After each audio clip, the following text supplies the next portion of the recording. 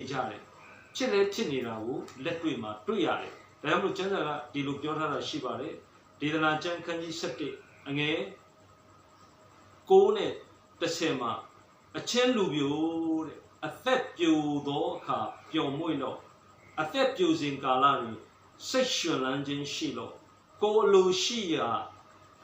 လမ်းနှင့်ကိုညံပြသောလမ်းသို့လိုက်တော့တို့ရာတွင်ထိုမှုအလုံးစုံတို့ကိုဖျားသခင်စစ်ကြော၍တင့်ကိုအပြစ်ပေးတော်မူမည်ဟုအောင်မေတော်ဒီကနေ့ကိုယ်လိုတိုင်းကိုသွားရင်တော့တစ်ချိန်ကြရင်တော့ဖျားသခင်ရဲ့စစ်ကြောခြင်းကိုခံမယ်ဖျားသခင်ကဒီနေ့ကျွန်တော်တို့ကထင်နေတာဖျားသခင်ဘာမှမလုပ်ဘူးအချိန်တန်ရင်လုပ်တယ်နော်ကိုယ်လိုတိုင်းကိုညံပြတဲ့အတိုင်းဒီကနေ့သွားတဲ့လူတွေကအများကြီးရှိတယ်ဖျားမလို့ဖျားကမလို့ပါဘူးတချို့တွေလည်းဖျားကြောင့်သွားကြတာပဲဒါပေမဲ့ကိုယ်တိုင်တော့ကျန်းစာလည်းမဖတ်ကြပါဘူးကိုယ်သဘောအတိုင်းပဲကိုယ်တက်ရှင်နေတာဖျားကြောင့်ကိုတခါလေနော်စိတ်အပန်းဖြေတဲ့ပုံစံမျိုးနဲ့ပဲသူတို့သွားကြတယ်ဒါပေမဲ့သူတို့ဒီကိုယ်အလိုကိုယ်ညာအတိုင်းအသက်ရှင်နေတဲ့လူငယ်လေးတွေကအများကြီးရှိတာဆွတောင်းမှဆိုရင်လည်းမဆွတောင်းကျန်းစာဖတ်ပါလို့ပြောလေကျန်းစာမဖတ်ဘူး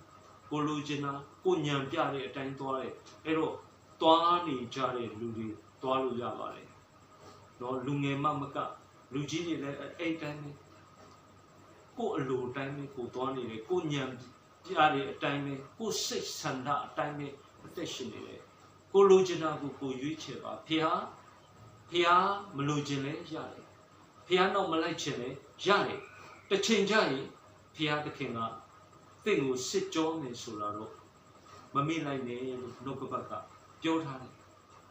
ကျွန်တော်တို့အားလုံးရဲ့အသက်တာကိုကျွန်တော်တို့ပြန်လည်ဆက်စစ်ဖို့ဖြစ်တယ်လားဒီကနေ့လူတော်များများတချို့လေးလည်းဖះအကြောင်းပြောတဲ့လူကိုရည်ခြင်းတယ်သတိပေးတာကိုရည်ခြင်းတယ်ဟိုဒါတွေကတော့နော်ပြီးသွားမှာပါအခြေအနေတွေကိုလည်းသုံးသပ်နားလည်ခြင်းမရှိပဲကိုယ်သဘောအတိုင်းပဲကိုယ်အသက်ရှင်နေကြတယ်ရှားမယ်ခွေးမယ်နော်စီးစိမ်တွေထဲမှာပဲနေမယ်ငွေရဖို့ပဲစဉ်းစားတယ်နော်ဒီကနေ့ဘုရားသခင်လိုချင်တာကသူ့အလိုတိုင်းသွားစီချင်တာဒါပေမဲ့ဘုရားသခင်ကလူတိုင်းကိုရွေးချယ်ပိုင်ခွင့်ပေးထားတယ်ဘာရွေးမလဲဒါကတော့ဒီလိုဖြစ်မယ်နော်လို့ပြောထားပြီးသားဖြစ်တယ်အာရန်အေးဝါတွေကဒီသီးမစားနဲ့တော့စားရင်ဒီလိုဖြစ်မယ်နော်ဒါကြောင့်လို့ဘုရားသခင်ကလည်းပြောထားပြီးသားဒါတွေလုပ်ရင်ဒီလိုဖြစ်မယ်လောကအရာတွေဟာအနတ္တပဲနော်လို့ပြောထားပြီးသားဖြစ်တယ်အဲ့ဒါကိုကျွန်တော်တို့ကဘာရွေးမလဲဖះကိုဦးစားပေးမလားနော်ညသောအဖြစ်တော့ကိုယ်